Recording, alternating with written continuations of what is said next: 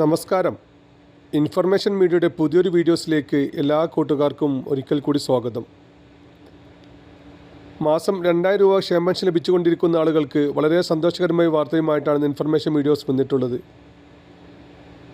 ഇപ്പോൾ ലഭിച്ചുകൊണ്ടിരിക്കുന്ന 2000 രൂപയ്ക്ക് പകരം ഇനി അങ്ങോട്ട് 3000 രൂപയായിരിക്കും ലഭിക്കുക.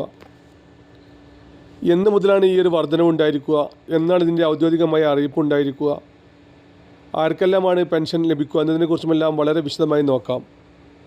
അതിന് മുന്നോടിയായി ഇൻഫർമേഷൻ മീഡിയയുടെ വീഡിയോസ് നിങ്ങൾ ആദ്യമായിട്ടാണ് കാണുന്നതെങ്കിൽ ചാനൽ സബ്സ്ക്രൈബ് ചെയ്യാൻ മറക്കരുത്. നമ്മുടെ ഈ ചാനലിൽ ഒരു തരത്തിലുള്ള മതപരമായ കാര്യങ്ങൾ, രാഷ്ട്രീയപരമായ കാര്യങ്ങളൊന്നും വരുന്നതല്ല. ഗവൺമെൻറ്റിൽ നിന്ന് ലഭിക്കുന്ന സേവനങ്ങൾ, ആനുകൂല്യങ്ങൾ, അറിയിപ്പുകൾ എന്നിവയെക്കുറിച്ച് മാത്രമായിരിക്കും വീഡിയോസുകൾ വരുന്നത്. ശ്രദ്ധിക്കുക, ഗവൺമെൻറ് സേവനങ്ങളും അറിയിപ്പുകളും എപ്പോൾ വേണമെങ്കിലും പുതിയ മാറ്റങ്ങൾ വരാം. നിങ്ങൾക്ക് ഏറ്റവും പുതിയ അറിയിപ്പുകൾ ലഭിക്കാൻ ഇപ്പോൾ തന്നെ ചാനൽ സബ്സ്ക്രൈബ് ചെയ്ത് തൊട്ടടുത്തുള്ള ബെല്ലൈക്കൺ കൂടി ക്ലിക്ക് ചെയ്യുക. ഫേസ്ബുക്കിലാണ് വീഡിയോ കാണുന്നതെങ്കിൽ ചാനൽ ഫോളോ ചെയ്യാൻ കൂടി മറക്കരുത്. നമുക്കറിയാം, ഈ സർക്കാർ ഇലക്ഷൻ സമയത്ത് പ്രഖ്യാപിച്ച 5 ഗ്യാരണ്ടികളുണ്ടായിരുന്നു. അതിൽ വളരെ പ്രധാനപ്പെട്ട ഒന്നാണ് 2000 രൂപ പെൻഷന് പകരം 3000 രൂപ പെൻഷൻ ലഭിക്കുക. അതുപോലെ തന്നെ KSRTCയിൽ സ്ത്രീകൾക്ക് സൗജന്യ യാത്ര, പാവപ്പെട്ട ആളുകൾക്ക് ഇൻഷുറൻസ് പരിരക്ഷ, കോളേജ് വിദ്യാർത്ഥികൾക്ക് 1000 രൂപയുടെ ഇൻഷുറൻസ്, അങ്ങനെ പല കാര്യങ്ങളും സർക്കാർ ഔദ്യോഗികമായി തന്നെ അറിയിച്ചിരുന്നു.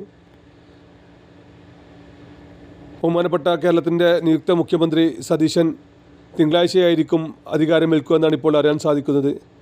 തിങ്കളാഴ്ച അധികാരം ഏറ്റിക്കഴിഞ്ഞാൽ അന്ന് തന്നെ മന്ത്രിസഭാ യോഗവും ഉണ്ടായിരിക്കും. ആ യോഗത്തിൽ തന്നെ ഇങ്ങനെയുള്ള കാര്യങ്ങൾ കൂടി തീരുമാനമാവുമെന്നാണ് ഇപ്പോൾ അറിയാൻ സാധിക്കുന്നത്.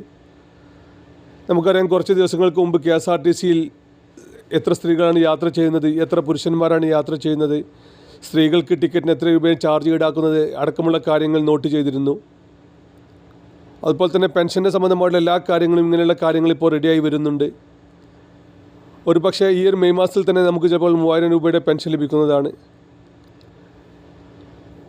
അതിൻ്റെ ഔദ്യോഗികമായ അറിയിപ്പില്ലെങ്കിൽ പോലും മന്ത്രിസഭാ യോഗത്തിന് ശേഷം ഇങ്ങനെയുള്ള കാര്യങ്ങളുടെ അറിയിപ്പുകൾ ഉണ്ടാകുമെന്നാണ് ഇപ്പോൾ നമുക്ക് മനസ്സിലാകുന്നത്.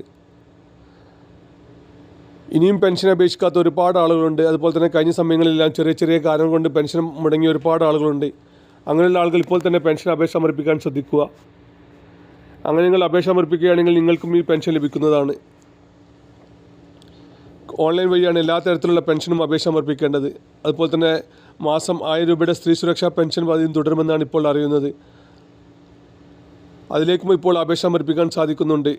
പെൻഷൻ സംബന്ധമായിട്ടുള്ള എല്ലാ കാര്യങ്ങളും ഓൺലൈൻ വഴിയാണ് അപേക്ഷ സമർപ്പിക്കേണ്ടത്. ഓൺലൈൻ വഴി അപേക്ഷ സമർപ്പിച്ച് കഴിഞ്ഞാൽ നമുക്ക് 2 ഉപകാരങ്ങളുണ്ട്. നമ്മുടെ ഇപ്പോഴത്തെ പെൻഷൻ്റെ അവസ്ഥ എന്താണ്, ഏത് വിഭാഗത്തിലാണ് ഇപ്പോൾ പെൻഷൻ എത്തിയത്, അപ്രൂവലായോ റിജക്റ്റായോ എന്നിവയടക്കമുള്ള കാര്യങ്ങൾ നമുക്ക് അറിയാൻ സാധിക്കും. അങ്ങനെ അപ്രൂവൽ ആയിക്കഴിഞ്ഞാൽ അവിടെ നിങ്ങൾക്കൊരു പെൻഷൻ ID കാണാൻ സാധിക്കും. 60 വയസ്സ് കഴിഞ്ഞ ആളുകൾക്കുള്ള പെൻഷൻ, മറ്റ് സാമൂഹ്യ സുരക്ഷാ പെൻഷൻ അപേക്ഷിച്ച ആളുകൾ അങ്ങനെ പെൻഷൻ ID ലഭിച്ചു കഴിഞ്ഞാൽ അവർ മസ്റ്ററിംഗ് പൂർത്തിയാക്കേണ്ടി വരും. സ്ത്രീ സുരക്ഷാ പെൻഷൻ ഇപ്പോൾ മസ്റ്റിൻ സർക്കാർ ഔദ്യോഗികമായി അറിയിച്ചിട്ടില്ല. അടുത്ത സമയത്ത് അത് ഉണ്ടാകുമെന്നാണ് ഇപ്പോൾ അറിയുന്നത്. ഏതായാലും പുതിയ മന്ത്രിസഭ അധികാരത്തിൽ വന്നു കഴിഞ്ഞാൽ നമുക്കിതിൻ്റെ കാര്യങ്ങളെല്ലാം ഒന്നുകൂടി ക്ലാരിറ്റി വരുന്നതാണ്. നിങ്ങൾക്കിപ്പോൾ പെൻഷൻ ലഭിക്കുന്നുണ്ടെങ്കിൽ യെസ് എന്നും ഇല്ലാത്ത ആൾ നോ എന്ന് കമൻറ്റ് ചെയ്യാനും മറക്കരുത്. വീഡിയോ ഇഷ്ടപ്പെട്ടെന്ന് കരുതുന്നു. ഇതുപോലത്തെ ഇൻഫർമേഷൻ വീഡിയോകൾക്ക് ഇപ്പോൾ തന്നെ ചാനൽ സബ്സ്ക്രൈബ് ചെയ്തിട്ട് കൂട്ടുകാരിലേക്ക് ഷെയർ ചെയ്ത് കൊടുക്കുക. ഇനി നമുക്കൊരു പുതിയ വീഡിയോസുമായി കാണാം. അതുവരേക്കും എല്ലാ കൂട്ടുകാർക്കും നന്ദി, നമസ്കാരം.